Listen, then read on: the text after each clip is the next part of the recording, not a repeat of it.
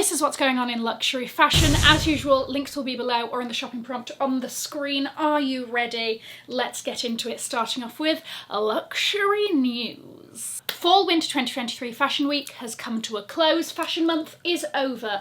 I do have some highlights that I did not mention in my previous version of this because the shows hadn't happened yet. Cowen, in a bid to do another stunt, lest we forget, last season they did the spray-on dress with Bella Hadid, right? This season they decided to get out a dystopian-looking little robot dog to help one of the models get undressed. I will say, it was a slightly underwhelming moment. Like, I thought it was going to take the thing off the model and then we were going to have some extravagant piece underneath. Wishful thinking. Are we getting bored of the gimmicks? Probably a little bit, you know? Is this going to be something that we're going to be seeing every show? Is it needed? Question for another day. Schiaparelli also debuted their first ready-to-wear show. So previously to this, they've really only been showing couture. They do have ready-to-wear, but this was the first show. It was fabulous, it was stunning, it was everything we wanted. The silhouettes, the proportions, the shoes, the bags, the accessories, the clothes. Bury me in it. As usual, Daniel Roseberry is the perfect man for the job. Also, another show that was highly anticipated was Balenciaga's return to the catwalk following their scandal recently. And Demna sort of released a bit of a statement before this saying that it was going to be very much toned down. He's not going to be doing any of the gimmicks.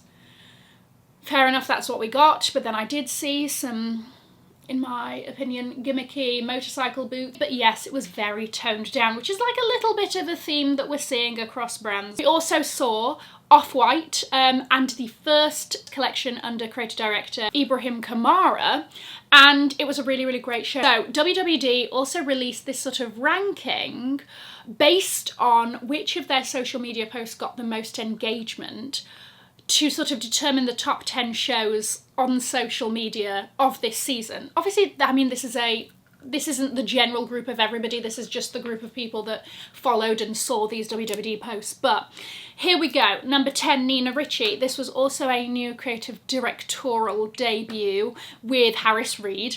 It was over the top, there was a lot happening there. Number 9, Miu Miu, obviously hot brand of the season, okay. Number 8, Louis de Javier.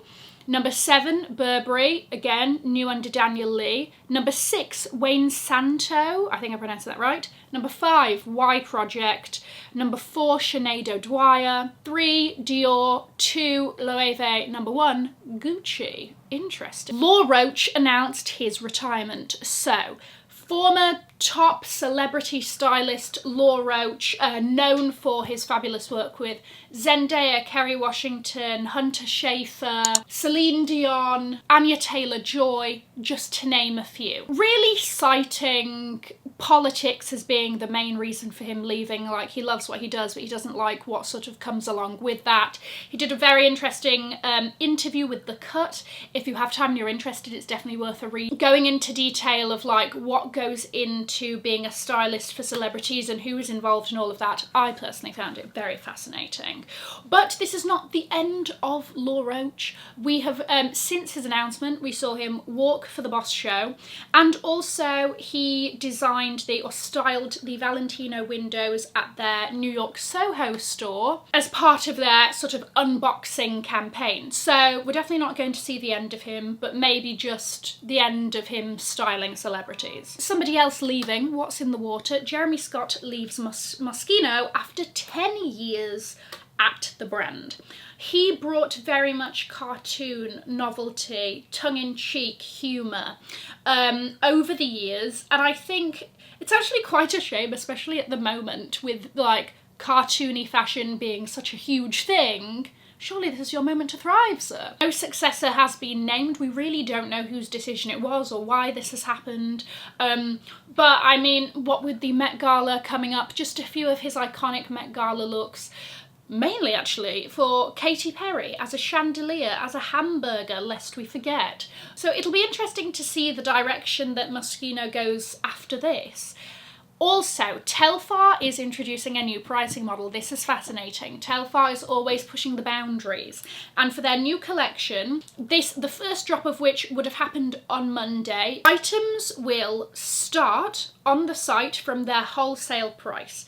Every second, the price will increase until it hits its sort of RRP, which is about 4 times its wholesale price, right? But it will rise every second, and at the moment that that item sells out, the price that it is at that time is the price that that item will be going forward. So the faster it sells out, the lower the price will be. I think this is fascinating. And it's interesting to see these sort of new ways of doing things from these disruptors in the industry. Loro Piana is introducing a new digital certificate. So they are opening a new store in Palo Alto, and there are 20 garments made from the Gift of King's wool. Now, in order to sort of perpetuate this story that Loro Piana does very well of things being heirlooms and hand-me-downs, when you buy one of these pieces, you can register the item and sort of like start its journey being an heirloom, right? So it gives a level of transparency. Each piece is also associated with a piece of digital artwork by London artist Charlotte Taylor. I don't know. Moving into new and noteworthy. Okay. Stick with me, we've got quite a few collaborations, but I had to kick it off with Beyonce and Balmain have come together to join forces on a couture collection, okay? So I did want to read out a couple of the Instagram posts. This is the first ever couture collection created in collaboration with and exclusively for, so this won't be like open to be purchased, a Balmain muse inspired by Beyonce's international sensation Renaissance, featuring 16 iconic designs corresponding to the album's track list.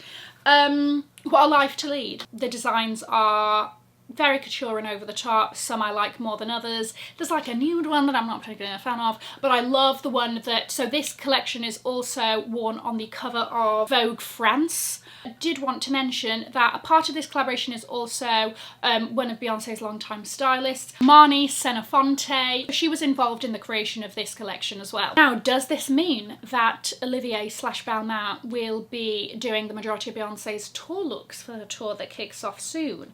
Will he also be designing the merch that goes along with it? Many questions. Mugler and H&M, I did a whole video dedicated to this that shall be linked below in case you want more details, but that drops on the 11th of May. I don't know how many rounds this is, but Gucci Adidas Spring Summer 2023 is out.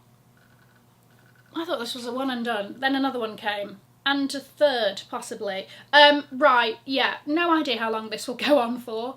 But here we are, very spring summery, very much the same of what we've been seeing before from this collaboration.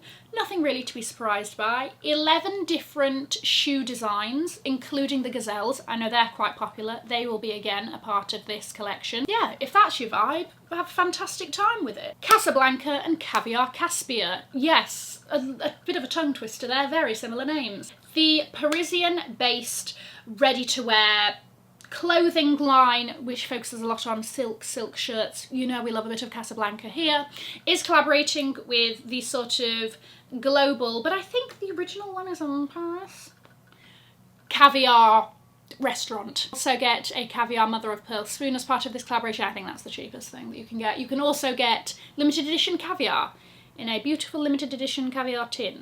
It's very chic. It's essentially caviar merch. Fantastic. Never in my life did I think these words will be coming out of my mouth.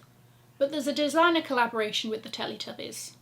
Yes, the Teletubbies. Before I go on, what was your favourite Teletubby? Mine was Poe. Anyway, Christian Cowen has dropped a collaboration with the Teletubbies that feature Dipsy boots. Now, I'm not equipped with the vocabulary to correctly express how the confusion I feel inside. Speechless, truly. Cartoonification of fashion continues, apparently. Celine has dropped a very chic summer tennis collection. But if you're a part of any of these very exclusive country clubs and all of that, and you want to stunt on all of the other country club members, then you are really not doing a good enough job if you don't have a canvas Celine tennis racket bag. Oh, you know, this is why I shouldn't play sport. Like, seeing this collection, I was like, oh my gosh, maybe I should get back into tennis. I do love a little bit of that, right? But this is the thing. I already have expensive habits. And knowing me, if I start that, like, I would have to have that canvas racket bag. It's the most ridiculous thing in the world for somebody that, you know, isn't a professional tennis player. You know, no longer the pleather Wilson tennis racket bag is doing its job. You've got to have the Celine Triomphe print on there. There are the Chanel ones, but honestly I think the Celine ones are, they're a bit more durable and like practical to use, but also extremely chic. There's also like clothes as part of this collection. Obviously you don't have to be a tennis player to wear, you can just funnel and channel the vibes. Mary Kataranzu is back with round 2 of her collaboration with Bulgari. She collaborated with them on those like fantastic puffy serpenty top handle bags with this glorious slithering golden snake as the handle. Yes, stunning. She is back with a vengeance for round 2, really focusing on heavy embellishment, okay? Beading. I believe each one of these bags will take 200 hours to create. Very ornate, very over the top, stunning pieces of art, truly available in May at selected Bulgari boutiques. Y Project, again, another round 2. Y Project and Jean Paul Gaultier have released their new collection, which is essentially a bit mind-bending. It is the Trump No, I sounded like a cat being kicked. Like, that is just, no. Basically, printed clothes on clothes that make you think, oh my gosh, is she wearing that or is that a t-shirt? Some of them are, you know, actually quite good. Some of them, I'm not as excited about this one as I have been with the like first iteration of this. This isn't necessarily new, but I do feel the need to tell you that Tiffany has a bag line, the Return to Tiffany bag line. They've also released a load of small leather goods to accompany it. Not as bad, but there is a bucket bag that's like a heart, and that, like, I can see a 9-year-old child running around with that. Struggle to see a fully grown adult sort of pulling that off, but you know me, I'm willing to change my mind. Moving into hot new items. Okay, this is going to make sense if you are somebody that lives by the beach or a lake or any sort of body of water that you frequent often. The Valentino rubber tote. I think this is a brilliant, brilliant beach water bag, right? Is it an expensive one? Yes, but like I said, if you go somewhere a lot or whatever, maybe you know, this is justifiable to you. Wipe clean. It doesn't matter if it gets any water on it, doesn't matter if it gets any sand on it. She's robust, she's going to do the job, and she is entirely adorned in rubber rock studs. Comes in, I think, 3 colours. The next one I've told you about before, and I just, you know me, I like to just remind you and drive the point home. The Chanel fishnet sock boots, that are part of their Spring/Summer 2023 collection, have officially dropped, are going to be very hard to get your hands on. If you're interested in these, message your essays, all of that business. They do these ankle, a sort of knee-high and a thigh-high version with or without crystals, black and white. 2 different heel heights, I believe. Get in there if this is something that you want. Then we also have another pair of shoes. These are Miu Miu Platform Sneakers that I do feel the need to tell you about. I don't know why, but my heart just said, you've got to. And I'm just holding up my half of the bargain. These come in all white and they come in black and white as well. I think both are great. I am trying to convince myself if I need these, even though I have the sort of chunky Gucci ones that I would put in the same category. Still in decision mode. Miu Miu does sort of do these platform sneakers very well. They're just easy, they're going to go with a lot. If you want a platform designer sneaker, cast your eyes over here. Guys, I'm going to leave a link to another video over here in case you haven't already seen it. Have an amazing morning, afternoon or evening wherever you are. And in the words of my father, if you've enjoyed it, tell your friends. If you haven't, keep your mouth shut. I'll see you in my next one. Mwah. Bye guys.